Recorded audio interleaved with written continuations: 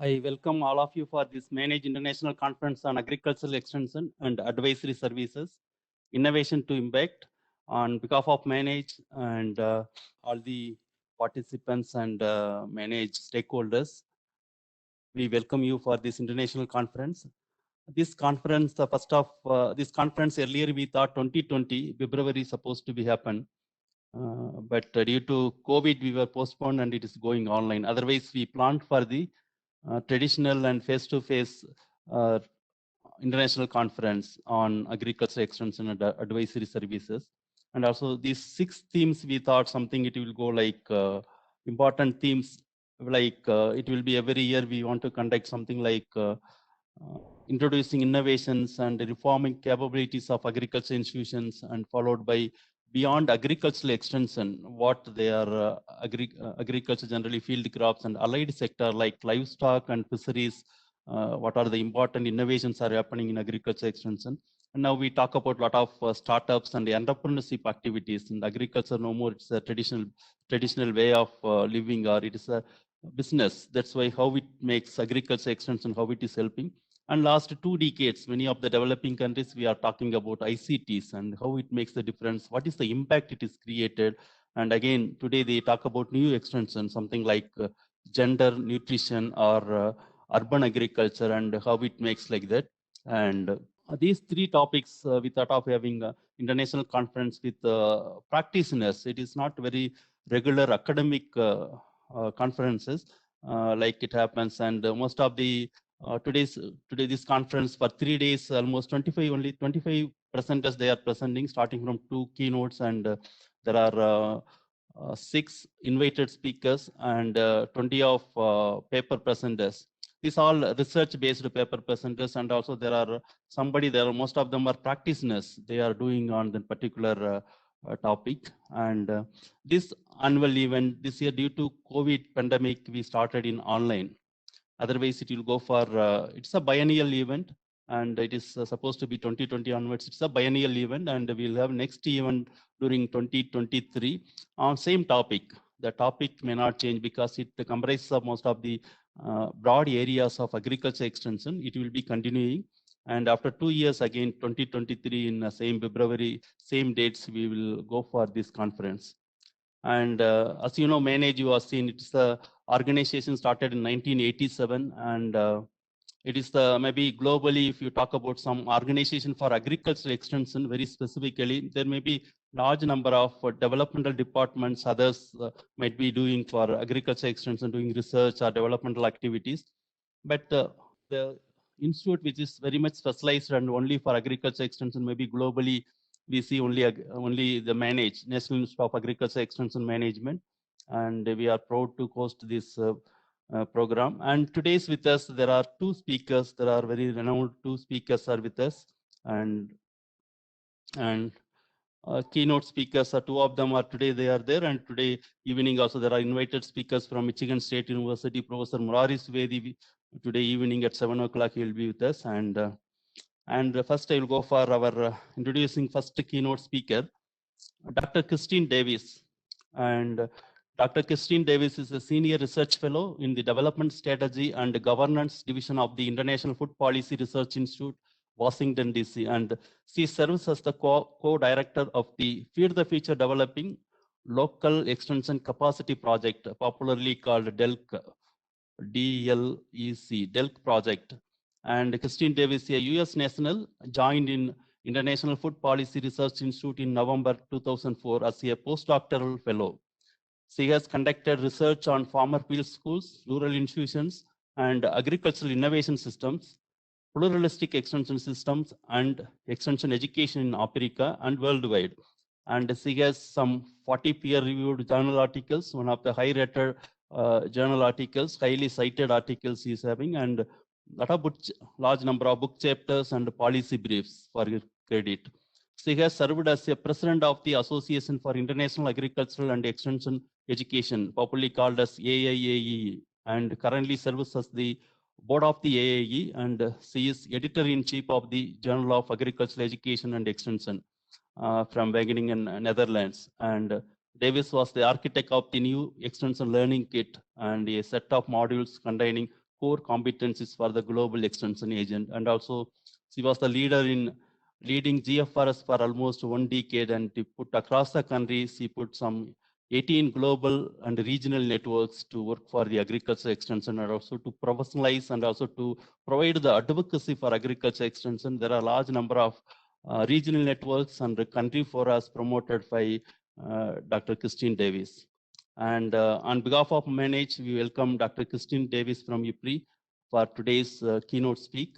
And I request Dr. Kristin Davis to start her presentation. Thank you very much. Thank you very much, Dr. Saravanan. Nice to be with you all today. So, turbulence of last year has caused us to come back and take stock.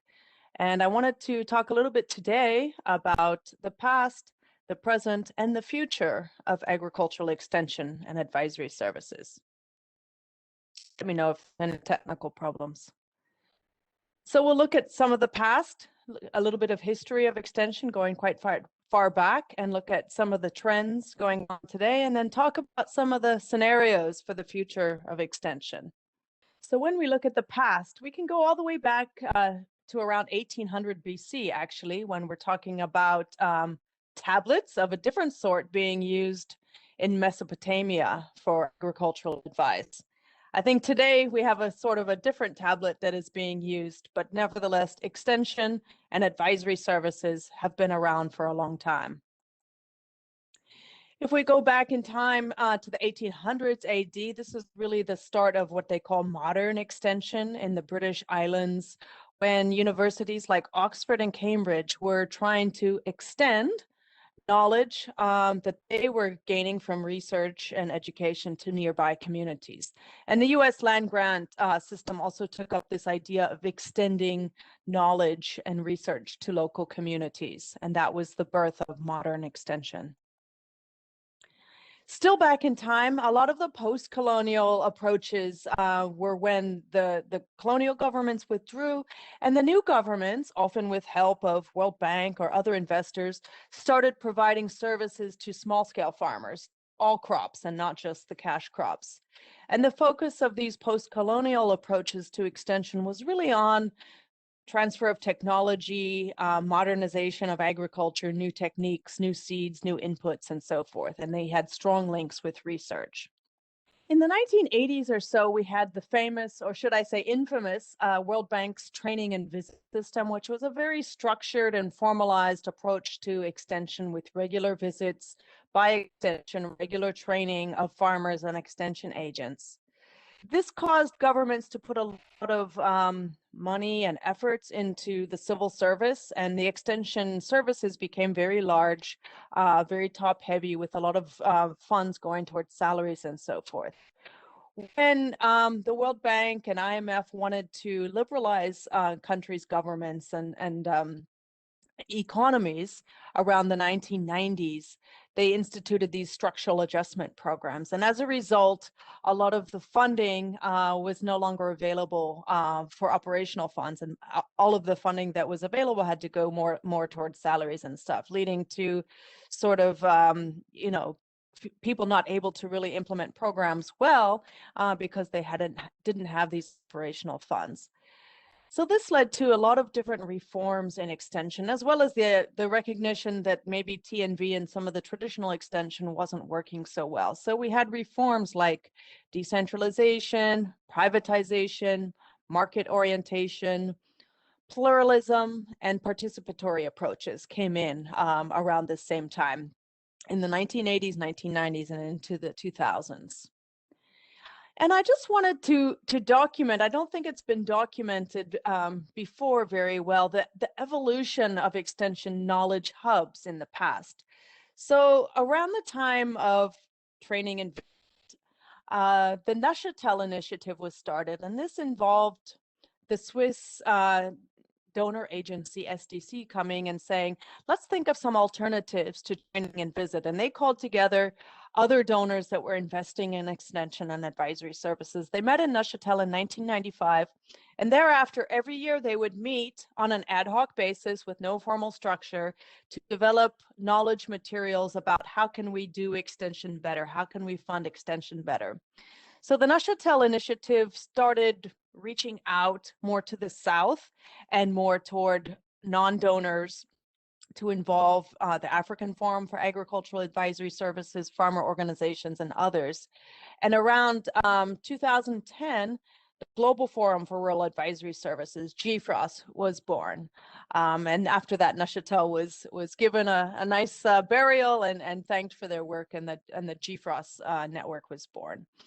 Around the same time, a lot of European chairs of extension were closing as people retired. They didn't continue to put new chairs in, and they closed those programs. And so I think today we really see the rise of extension research coming out of India and Africa.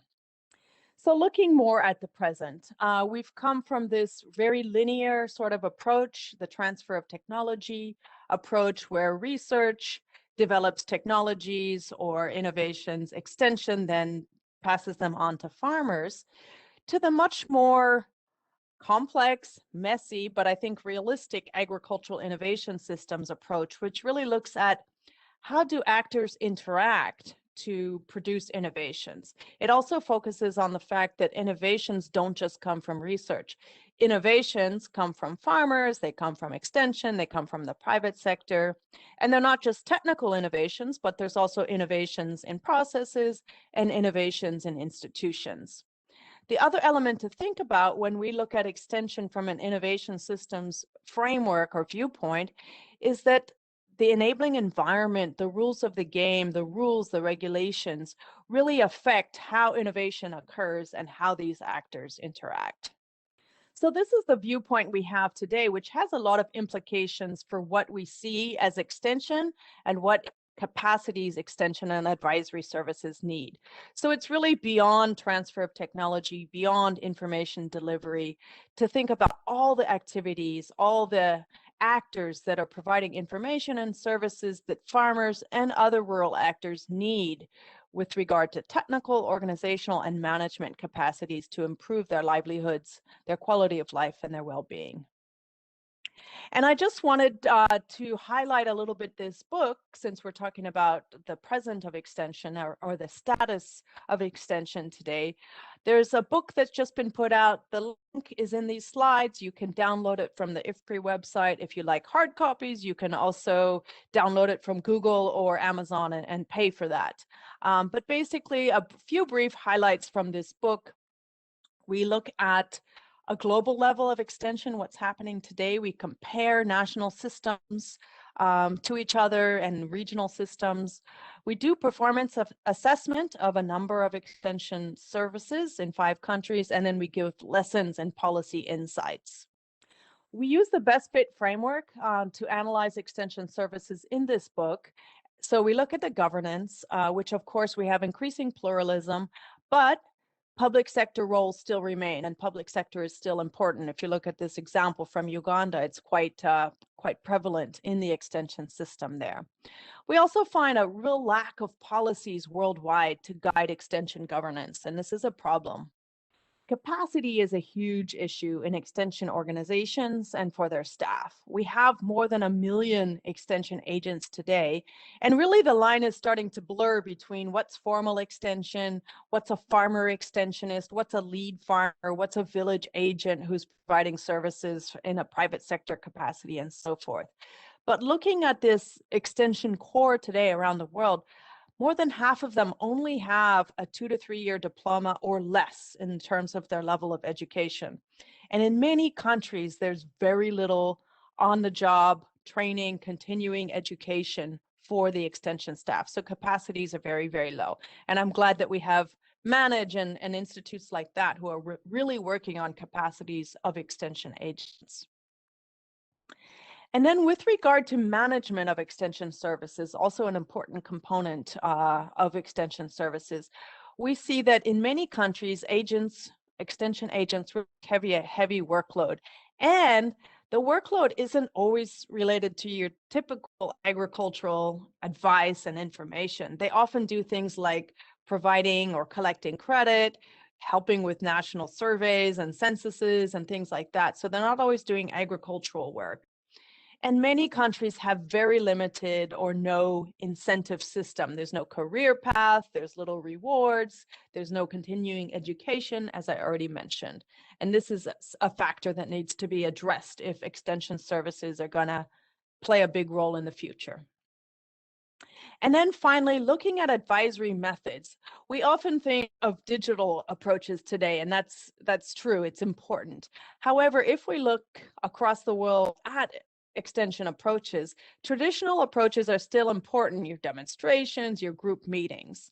There's also an increasing focus on market-oriented approaches and linking farmers to market.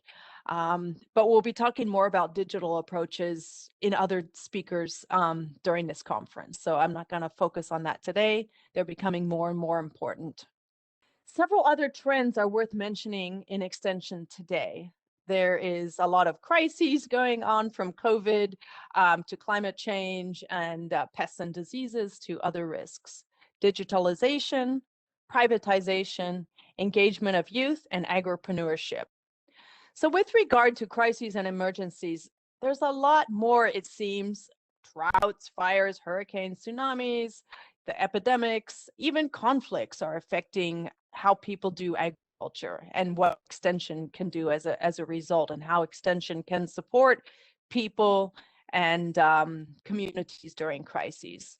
So the question is, in spite of all these crises, how can we still reach Sustainable Development Goal number 2, zero hunger? How can we feed these hundreds of millions of hungry people? The GFROS annual meeting in 2019 in Jamaica addressed this, and I know that the Agricultural Extension South Asia Network, IASA, also has some blogs and other materials on extension in crises, so you can take a look at those links. And then digital extension, or use of ICTs in extension. Obviously, these tools offer us a lot of opportunities for information distribution, for collecting information, helping to diagnose problems through taking pictures of diseases and so forth. There's many, many functions of ICTs for extension. So I list some of them here. The GFROS Global Good Practice Notes has a number of really useful materials on extension using ICTs. So you can take a look at that using this link. And then we have privatization as a trend today. So there's an increasing use of non-public providers, NGOs, private providers, whether they're individuals or companies. And a lot of this is due in part to cost recovery. People want to recover their costs, and issues of sustainability. But it's also an issue of demand-driven extension. So private extension is more attuned to the demands of their customers by the nature of private extension provision. It also helps them to customize messages and advice to what farmers really want and need. The questions around privatization are: who is left out? Maybe there's very poor farmers and producers who can't afford to pay for extension services and extension advice. And what about bias? If it's company that promotes a certain seed or pesticide, maybe they're biased toward promoting those inputs to farmers. So those are questions around privatization. There's a 28-country study by Developing Local Extension Capacity, DLEC, which you can also look at to learn more about private sector extension provision. And then engagement. There's millions of unemployed youth worldwide, and a lot of programs and donors and country governments are thinking about how can we engage youth in agriculture to provide them with livelihood opportunities, to reduce poverty, to help stimulate economies.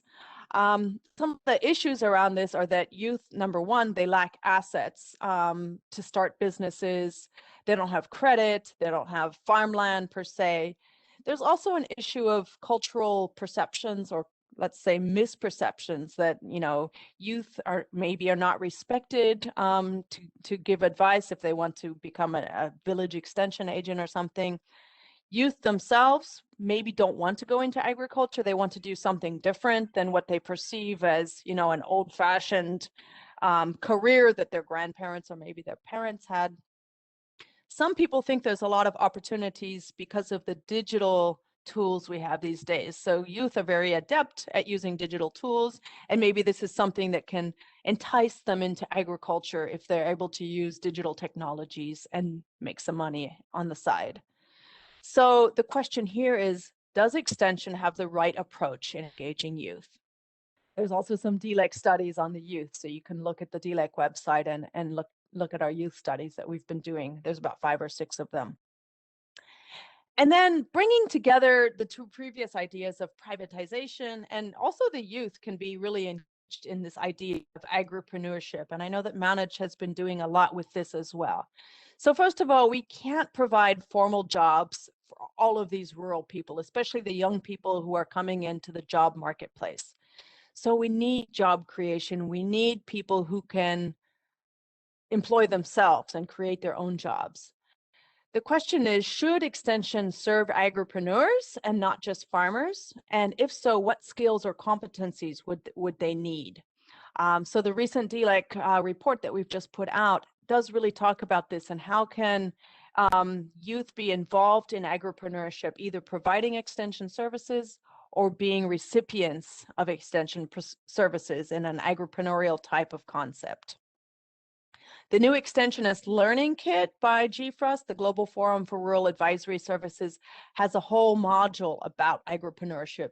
If you're wanting to gain some competencies there or learn more about agripreneurship. And then finally, looking to the future. So we've looked at the past, we've looked at the present of Extension, and I want to look just a little bit into the future. So I think the common goal that we'll have when we think about the future are the Sustainable Development Goals. And of course, extension and advisory services are critical and key to Sustainable Development Goal number 1, no poverty, and number 2, zero hunger, as well as having links to many of the other ones as well. So this is our common goal when we're thinking about the future. There's a very interesting article called Hey Siri, What's the Future of Extension?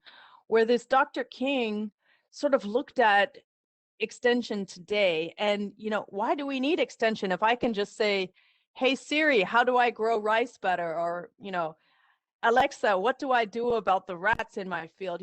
Do we need extension when we can just use our apps and digital technologies to get the information? So this is a big, important question today. And what's the relevance of extension in today's digital age?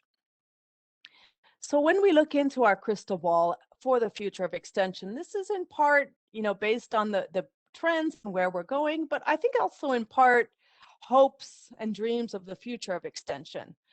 We see an extension that is capacitated, it's professional, it's digitally enabled, customized, and it's holistic. So let's take these one by one.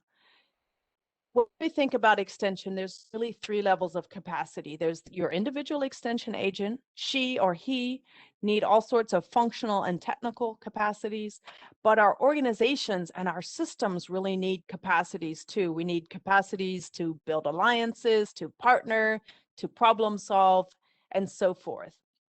So there's a lot of capacities that are needed for extension. And when we think about capacities, we have to think about it at these 3 different levels.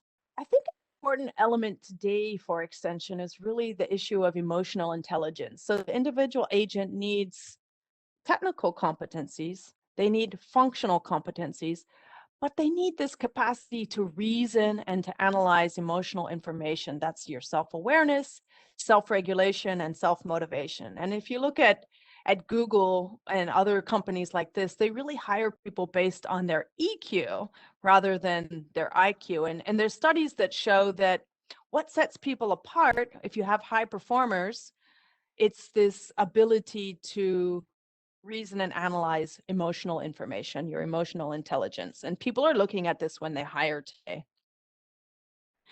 Organizational capacities, I mentioned some of these, but organizations of extension need to be able to adapt and respond. Just think about the COVID crisis the past year and how extension organizations adapted and responded, or maybe they didn't and they totally failed. We need to be able to adapt and respond to crises, to solve complex problems, to use critical thinking, and to partner. The second element is the professionalization of extension. So a lot of organizations, extension at the national level is putting in place and already have regulations for extension to make it more professional, certification systems, capacity development and continuing professional development, and workforce development. We have the Agricultural Skills Council of India that I know certifies at least these village level agents, if not also other types of extension agents. In Europe, we have a system called CHECRA, which certifies extension agents with regard to their professional competencies. Uganda and South Africa have also recently instituted regulations and a certification system where you have to register yourself and show what professionalization skills you have as an extension provider. And this is really important when we think about not just government hiring and firing extension workers, but all sorts of people coming up in NGOs and the private sector saying, I'm an advisor, I'm going to advise you about your crops, but these people need to have regulation and certification systems in place. And then we have digitally enabled extensions. So these are really about enhancing your work, accelerating your work. It's not about replacing people with machines. We still need people to provide the content, to explain the content to farmer, and to train and help farmers to use digital tools. So it's much more than information delivery. It's also about accessing finance and services, monitoring and evaluating services and staff, and it's about capacity building. We can use digital tools to strengthen capacities of extension. We really need digital extension and education today for these reasons listed here. The youth population that I mentioned, to reach more marginalized groups and people that are very far away. There's also an increasing tightening of budgets, less funds available to do our work as extension. Digital tools offer some scope for doing things at a cheaper cost.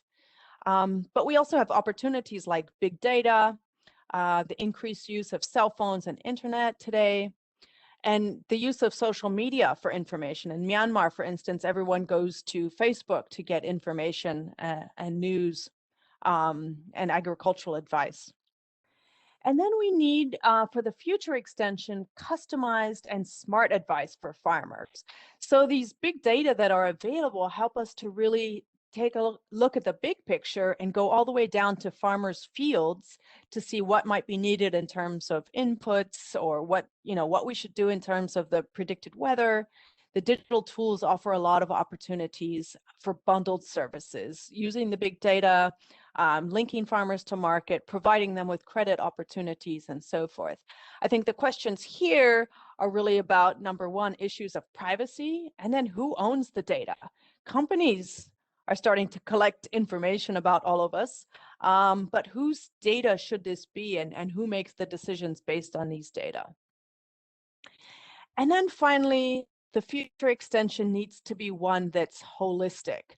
I think COVID-19 again has shown us that extension is about people and serving people's needs. So they have health needs, they have legal needs, they have gender-based needs, there's nutrition elements. Extension is much more than agricultural production. It's about linking farmers to market, it's about livestock and crops and natural resource management, and it's about human health and nutrition and many more things. And so extension agents obviously cannot be a master of all of these different competencies. However, extension agents need to be brokers and facilitators to link farmers to those experts to support their needs. So in conclusion, we've really come a long way since 1800 BC, when we're using clay tablets to provide extension advice. The present that we're in right now is very diverse and it's very fluid. There's a lot of change going on and we can't really see the future. But I think based on trends, based on what is going to happen in future from what we can see from the trends, is that there is a lot of hope for extension. There's a big role for an extension that is capacitated, is professional, digitally enabled, customized advice, and a holistic sort of approach to extension. So with that, I'd like you and put in a plug. The Developing Local Extension Capacity project will be ending in June. We're having our final annual community of practice online virtually the third week of April, so stay tuned for that. And we're also currently running a video competition for this community of practice. So if you want to put together a video about extension, please see the competition links here. So with that, I'll turn it back to our moderator, and thanks for your. Thank you, Kristin, for your very insightful and that also putting from 1900s onwards, you are putting entire extension you brought up to today. That may be very great challenge within 30 minutes and putting since 1900s. Thank you very much for your very comprehensive and also very insightful session on agriculture extension. What was the past and what is the present now and what's supposed to be the future. And really it is very enriching. And we will take few questions, and there are questions there. The participants can type in the chat box. We will take questions one by one. Another 15 minutes are there for 18 minutes are there for Kristin. She can answer those questions. And before that, as you clearly told today, the globally, if you see something like you told current trends like privatization and this one earlier also in Latin American countries, other countries, it was they tried, but even country like India, the real privatization, when we tell it, really not making it big way, because farmers, still small and marginal farmers, land holding farmers, they feel that it is the government's responsibility and they supposed to give the public information. It's a public nature. They need to give the information as a welfare activity like that. That's why many of even our agripreneurs, they find it very difficult. How you see this trend in African countries or other countries, because he widely travels across the world and many studies also conducted, especially in African continent. Any interesting examples on cost recovery or something farmers are paying for service like that, anything? So, yeah. Okay. Yeah, I think in African countries and a lot of other countries, there's this increasing pluralism. As mentioned in the chat, there's aggressive growth of private sector extension services. I think public extension services are still needed. And if you recall, I think Dr. Bert Swanson had produced a quadrant of different roles and services of extension. So there's, like you say, the welfare, there's public good services that there's no interest for the private sector to provide. And so public sector needs to still produce and provide public good services. Things like natural resource management is often considered a public good. And then there's also national development goals, reduction of poverty, reduction of food and nutrition insecurity. These are issues where the government would come in. And I see that the question in the chat is also talking about what's the future then of public extension when private extension is coming in. And I think the role of the public sector is changing. Public sector does need to retain some of those public good services. But I think more and more the role of the public service is going to become the coordination and sort of regulation and oversight, making sure that the myriad of private providers are actually qualified, they're actually behaving in an ethical manner, and these are sorts of roles of the public system. And I see the public system also, providing those basic competencies and capacities. Of course, the private sector can do that as well, but they'll be doing it in their areas of interest. And so the public sector probably has to provide that baseline public competencies that are needed. Yeah, anyway, the chat box question also, I suppose you answered, and also he was wondering how the public extension feature along with the efficiency, whether it will be delivering advisory service when compared to private extension, and also many they are using digital services. That may be his concern, whether really public sector is more efficient compared to private sector. But maybe roles may be clearly told, but roles may be really different. Many of the private sector might be going for something marketing or something aggressive they will go. But the public extension may be Yeah, anything you want to take? The efficiency question is a good one, and I think there's no real studies really looking at efficiency or comparing them, and it's quite difficult to compare apples and oranges. But I would say, the private sector tend to be more efficient, but more narrow as well. So the private sector is more efficient and more narrow, and the public sector is broader and probably less efficient. But this question of pluralism really brings big concerns with regard to duplication of efforts and coordination, because if everyone starts providing services, and in the country of Malawi, for instance, they have great concerns that, NGO A is saying do this and NGO B is saying no, do this, and the government is saying something else. And so quality of the messages is really a concern, as well as coordination and overlap.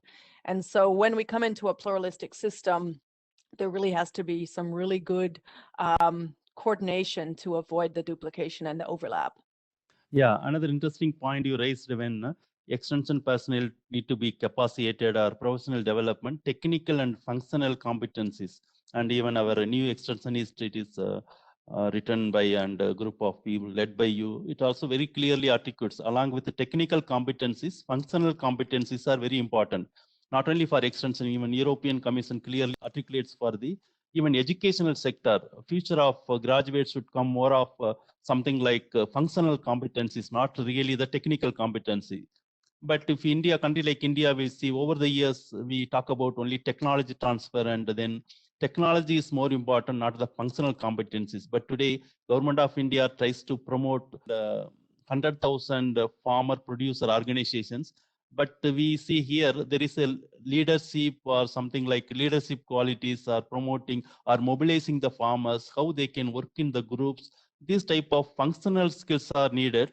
But whether our extension systems are able to offer, that is the big question mark. But still, there is not great support for functional skills compared to technical skills, unfortunately. And how we tackle it, like many of the developing countries, maybe extension personnel is facing same dilemma. There is a problem. Always people give importance for technical competencies, not for the functional competencies. Yeah, what we can do for this? Any idea on this? Yeah. Right. Yeah, thanks. Like that's a good point. And I think, this all stems probably from the Green Revolution and the positivist view that, technology is going to solve all of our problems. Which technology is important and technical skills are important, but as extension staff, we go beyond agronomy, we go beyond livestock, and we're working with people. So we need people skills. And in fact, sometimes I try to explain to people who don't know what extension is, and I say it's part agronomy, it's part sociology, it's part psychology, and there's many different elements, including education. So as you mentioned, the GFROS New Extensionist Learning Kit was developed to provide these functional competencies that are not included in the technical training. So technical training of extension staff has many limitations. So it's studies that we've looked at. There's almost no practical training. It's all textbook. It's very old-fashioned. They never get to drive a tractor or use an app or whatever. So even their technical training is not perfect. But certainly it's lacking those functional skills: communication, group development, leadership, gender issues, analysis, and so forth. And so the New Extensionist Learning Kit was developed to provide a set of materials to people that want to upskill their knowledge. These materials are free. You can download them, you can translate them, you can use them. So they're freely available. I understand that India has recently been reforming your extension curricula to, I hope, include more of these functional competencies. So it'll be interesting to see in future how this is going to affect, long-term outcomes and impacts of the communities that they're trying to reach. Yeah.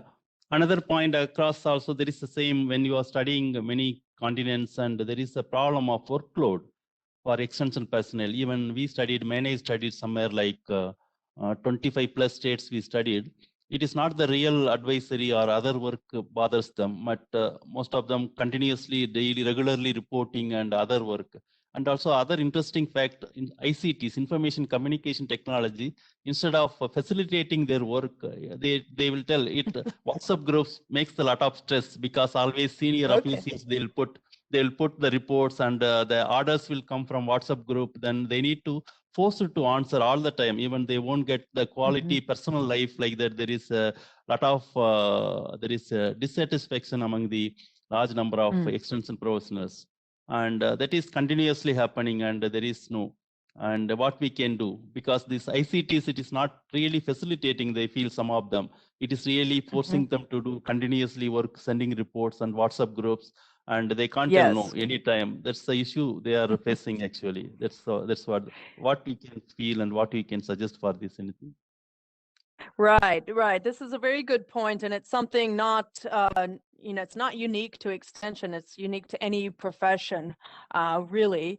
But as you say, extension officers tend to have an overwhelmed workload in any case, because they say, oh, there's somebody in a rural area, let's use them to implement a project about nutrition or to collect census data or to do all sorts of things that's not part of their job description.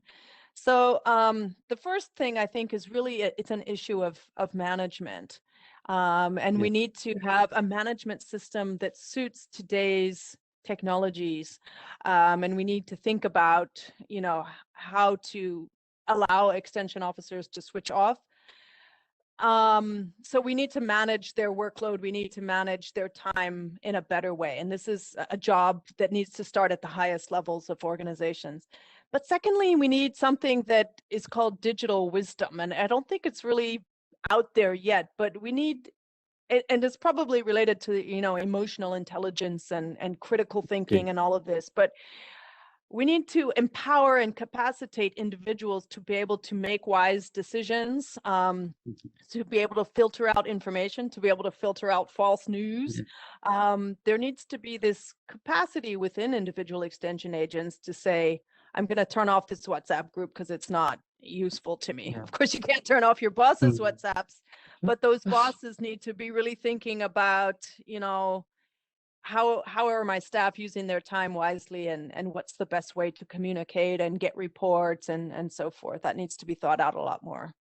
Okay, there is another question, and a large number of countries still they go for the linear model, like you told, research, extension, and farmers. How to really make them go for the something systems approach, even though last 15 years the leaders are talking, even GFRS talks in big way, agriculture innovation systems.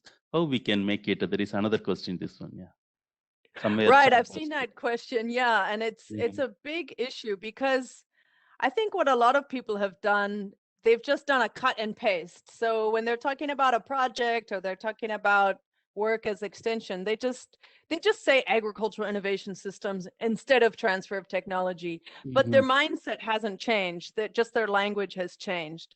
I think it's going to take a lot of time and effort. And Dr. Rashid Suleiman and myself, worked on this position paper called The New Extensionist, which then led to the New Extensionist Learning Kit. But it's really thinking about extension in different roles and the entirety of its roles in a different way. But it's very, very difficult to get policymakers and research programs to really think about the entire agricultural innovation system. Much simpler to think in a linear fashion, and it's much simpler to think from research inputs to outputs to your final target group, but it's not really realistic. I think it's going to take a lot of capacity building and continued dialogue with all these levels. It has to really start probably from your ministers and high-level decision makers to get them to think differently before it filters down to the rest of us. Yeah, thank you, Kristin. Another interesting question. We'll talk agricultural extension over the years, but recent past you see GFRS and many they will call agricultural extension and advisory services. There is a question, if you call it agricultural extension or extension, it is not mean advisory. Why we are putting two like that? There is another question. You'd like to answer? Right. Yeah, this relates probably to that slide where I talked about Neuchâtel Initiative and GFRAS, and even the earlier slide when I talked about the university-based extension. So those universities were extending knowledge. when we started GFROST, we had a big discussion about what are we calling ourselves and what are we talking about. And we landed on rural advisory services, but it's limiting. Most of the world outside of Europe uses extension. The US uses extension. Most African countries, maybe Anglophone at least, use extension. Asia uses extension. India uses extension. So toward the end of my tenure at GFROST, we started saying extension and advisory services. The reason we chose advisory services for GFROST was it's more inclusive. Extension means I'm the expert extending knowledge to poor farmers or to poor rural people, whereas advisory services, it's more participatory. You're advising one expert to another. The farmer's an expert in her own right or his own right. So that's the reason people like to keep advisory services, and it's much more focused on, dialogue and that sort of thing. And yeah, it's difficult because now we've lengthened the name and people say extension and advisory services or agricultural extension and rural advisory services. But if you just recognize how these names came about, and then often in papers I myself say, this is what it means. That's why I gave you the slide saying what we mean when we say extension and advisory services.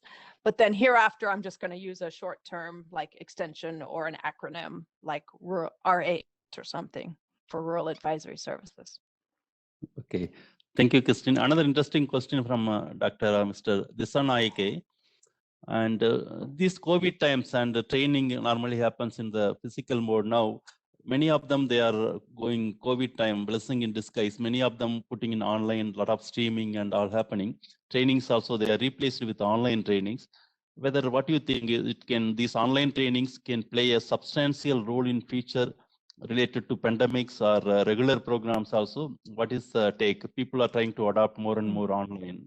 Whether really it substitutes for the traditional way of doing training, or it is we need to have the complementary, how it is. What is your opinion on this?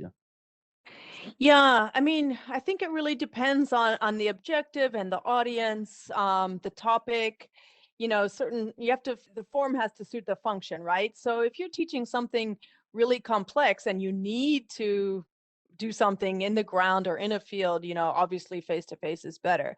I think COVID-19 has forced us to go into greater digital literacy, the extension officers, the farmers, and everybody, and to recognize we don't always have to meet face-to-face. We can do a lot of learning, we can do a lot of interaction online, and I think it's really going to change for the future in terms of, meetings and so forth. But at the same time, face-to-face is really important. It's important to have that human interaction. It's important to have, the tea breaks and the coffee breaks and the field trips, which you cannot do in a virtual situation. People try, but you really can't do it. So I think the blended approach is good. And I think more and more we're going to see digital approaches, which should help reduce costs and should help reach greater audiences. But we lose certain elements by doing everything online. Yeah, another, maybe we'll take last question. There are some more questions, but you will take this one. Maybe Dr. Selvaraju is next 4:15. You need to start. And across many developing countries, we are seeing the resources for public extension continuously it is declining. And how you see future of the public extension and where to get the resources to run the public extension organizations? Yeah, declining resources is a big issue for everyone, governments in particular. I think, the answer there is in part to be bold and innovative and think about, new financing mechanisms. I think GFROST also has a global good practice note on financing models, including things like levies and taxes and so forth at the local level. But I think another key thing for governments and for extension systems to lobby their governments is to really partner with the farmers. The farmers need our extension services, right? The farmers want better livelihoods. And, that's your tax base as well. And so we need to make those linkages and lobby and advocate with our partners who have the same interests. So I think we really need to work more with farmer organizations and lobby groups for different industries, different crop industries and so forth to lobby governments to put more funding, because you know funding is limited, but they're putting the funding somewhere. Yeah. Thank you for candid answer, Kristin, and thank you very much for all wonderful presentation and taking a lot of questions. And there will be many more questions will be coming up, and we will try to send. We'll get the feedback, and we will try to pass on to our participants. Even with your permission, we will pass on your PPT also, and also we'll recordings happening, and we will circulate this recording Yes. also to the participants. And thank you very much. And all the participants, those who joined little later, there are 171 now participants are there. And Kristin Davis works with IFPRI, and we will circulate her presentation and PPT also. And thank you very much, Kristin, once again, from on behalf of Manage and on behalf of all the participants.